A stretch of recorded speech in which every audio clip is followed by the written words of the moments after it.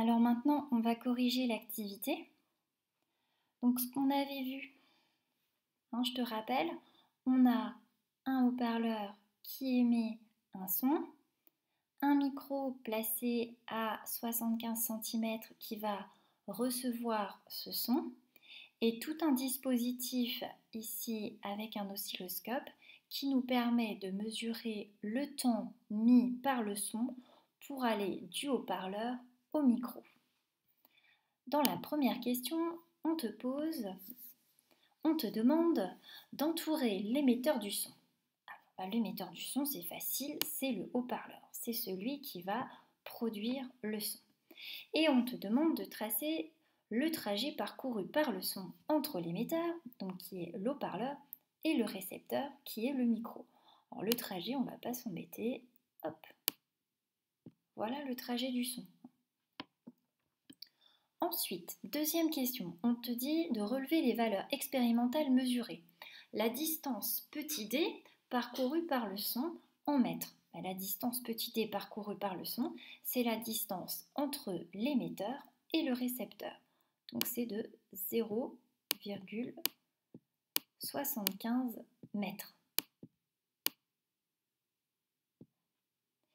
Et on te demande de noter la durée, qu'on note petit t comme temps, mise par le son pour parcourir cette distance en secondes.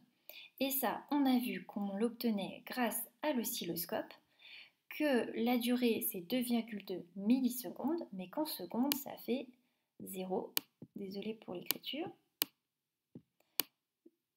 0, 0, 22 secondes, désolé, j'écris très mal.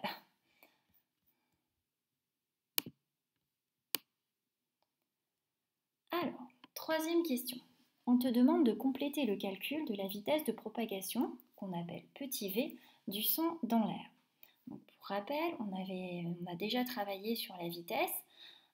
Je te rappelle, la vitesse, si tu veux la calculer en mètres par seconde, eh bien, c'est la distance parcourue que tu exprimes en mètres, divisée par le temps de parcours que tu exprimes en secondes. Donc la distance parcourue, c'est 0,75 mètres.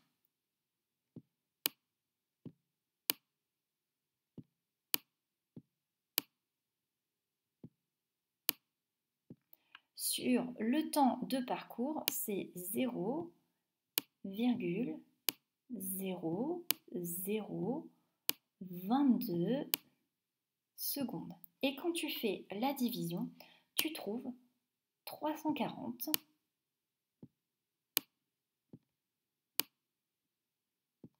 mètres par seconde.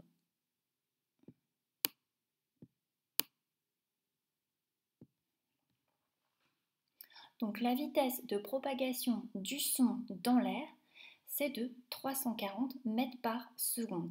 Qu'est-ce que ça veut dire? Ça veut dire qu'en une seconde, le son parcourt dans l'air 340 mètres. Alors maintenant, on va faire une question qui me semble un petit peu plus difficile. On te dit que la vitesse de propagation petit c de la lumière. Alors pourquoi on appelle la vitesse de propagation de la lumière, pourquoi on l'appelle petit c? Parce que quand on parle de la vitesse de la lumière, on parle de la célérité de la lumière. Et célérité, ça commence par un c. Et on te dit que la vitesse, ça se propage dans l'air à 300 000 km par seconde.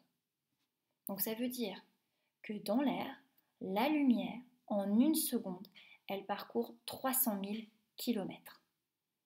Et on te demande de comparer cette vitesse-là, donc 300 000 km par seconde, à la vitesse de propagation du son dans l'air, 340 mètres par seconde.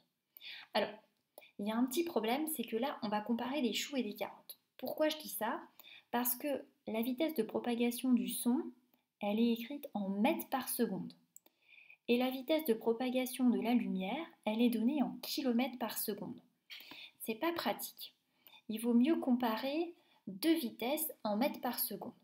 Donc je vais convertir 300 000 km par seconde en mètres par seconde. Qu'est-ce que ça veut dire? Quand on dit qu'on a une vitesse de 300 000 km par seconde, ça veut dire qu'en une seconde, La lumière parcourt 300 000 km. Moi, je sais que 1 km, c'est 1000 mètres. Donc 300 000 km, c'est 300 millions de mètres. Et là, je peux plus facilement comparer la vitesse de la lumière à la vitesse du son. Donc je t'ai mis la vitesse de la lumière, petit c, c'est 300 000 km par seconde, soit 300 millions de mètres par seconde. Et là, on voit, sans hésiter, que c'est largement supérieur à 340 mètres par seconde, la vitesse de propagation du son. Donc c'est pour ça que j'ai mis la lumière se propage mais beaucoup plus vite que le son. Dernière question. On te demande d'expliquer, de conclure en expliquant le décalage temporel entre l'image et le son observé lors du feu d'artifice. L'image, c'est-à-dire le feu d'artifice, tu le vois instantanément. Par contre, le son mis par l'explosion lors du feu d'artifice, tu ne l'as pas instantanément. Pourquoi ? L'image, c'est la lumière que tu reçois. Or, tu sais que la lumière, ça se déplace extrêmement vite. Donc, c'est normal que ce soit instantané. Par contre, le son, c'est pas si rapide que ça. Le son, je te dis, en 1 seconde, il fait 340 mètres. Donc, si tu es situé à 1 km du feu d'artifice, eh bien, le son, il va mettre 3 secondes à arriver. Donc, c'est normal que tu aies un petit décalage. Et c'est pour ça que j'ai mis ce décalage s'explique par le fait que le son se propage plus lentement que la lumière. Alors nous, ce que l'on va retenir dans tout ça, donc c'est dans la partie je retiens, dans le petit 1 propagation du son de la page 86 de ton cahier. On ne va pas retenir pour l'instant toute la partie, on va juste en garder un petit bout. L'autre partie, on la verra ultérieurement. Ce qu'on va retenir, c'est que dans l'air, à température ambiante, le son se propage à 340 mètres par seconde. Et je vais te demander de chercher les exercices 1, 4 et 5, page 87.